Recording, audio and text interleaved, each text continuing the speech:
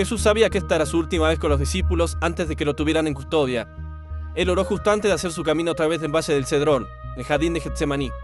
Los discípulos escucharon con seriedad y probablemente seguían en estado de shock, porque Jesús había lavado los pies.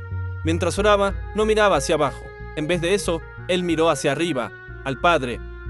En el comienzo de su oración hizo una declaración extraordinaria sobre la vida eterna.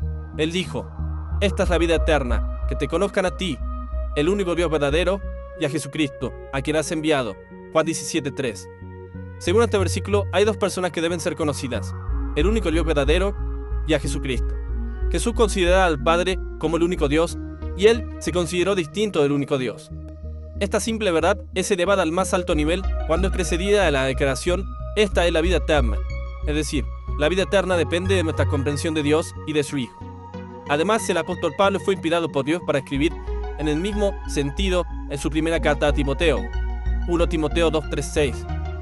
Esto es bueno y agradable delante de Dios nuestro Salvador, que quiere que todos los hombres sean salvos y vengan al conocimiento de la verdad, porque hay un solo Dios y un solo mediador entre Dios y los hombres, Jesucristo hombre, quien se dio a sí mismo como rescate por todos, el testimonio dado en el momento adecuado. Hay dos deseos de Dios vinculados estrechamente: que todos se salven y que todos puedan llegar a conocer la verdad. En el versículo 4, la verdad no se refiere a todo lo que ocurre en general, sino a una verdad muy específica. Los próximos dos versículos explican la verdad que Dios desea que todos los hombres conozcan. El primer ingrediente es que hay un solo Dios. El segundo ingrediente es que el hombre, Cristo Jesús, es el único mediador entre Dios y la humanidad. Y el tercer ingrediente es que Jesús se dio a sí mismo en rescate por todos en el momento adecuado.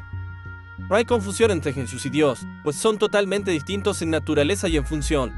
De acuerdo con el saludo de la presente carta 1 Timoteo 1:2, Dios es el Padre y Jesucristo es nuestro Señor. Solo unos pocos versos antes, a donde estamos ahora, se dice que el único Dios es inmortal. En la palabra inmortal, el prefijo in significa no, inmortal significa que puede morir, de modo que inmortal significa que no puede morir. Sin embargo, el tercer ingrediente de la verdad es que Jesús se entregó a sí mismo como rescate por todos.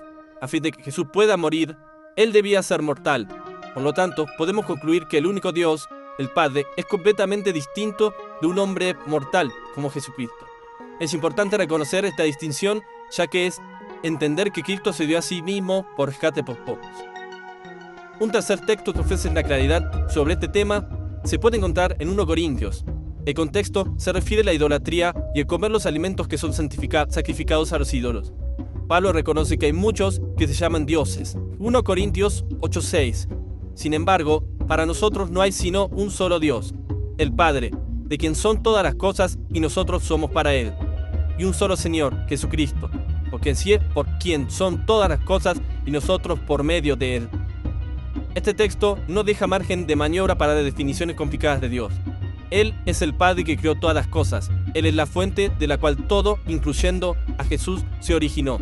Él es el único Dios, y somos capaces de llegar a Él a través de un solo Señor, Jesucristo. El Padre hizo todo, y experimentamos todas las cosas a través de Cristo. Hay muchos otros lugares en el Nuevo Testamento que hablan de Dios como el Padre, como los siguientes versículos, que te los dejo en esta imagen porque si no son muchos para nombrar. El peso abrumador de la Escritura nos enseña que solo el Padre es Dios.